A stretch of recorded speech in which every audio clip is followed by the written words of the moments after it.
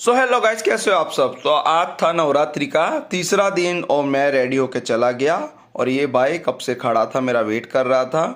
उसके बाद हम दोनों निकल चुके थे और हमको एक दोस्त को लेके जाना था और वो रहा ये, और इसने भी बहुत लेट करा है। उसके बाद हम निकल चुके थे तो आगे हमको एक्सीडेंट दिखने मिल गया और उसके बाद उधर से निकले तो आगे हम ट्रैफिक में फंस गए।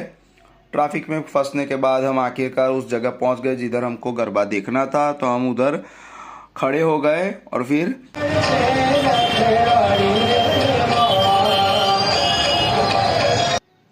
उधर ये पब्लिक बहुत आई थी वो गरबा देखने के लिए।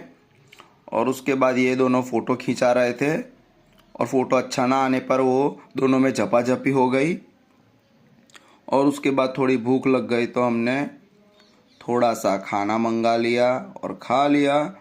उसके बाद हम उधर से निकल चुके थे क्योंकि बहुत देर हो चुकी थी और इधर ट्रैफिक बहुत था। इसको हमने घर छोड़ा। उसके बाद हम भी आ गए। सो आज के लिए इतना ही, मिलते हैं आपको नेक्स्ट वीडियो में। बाय।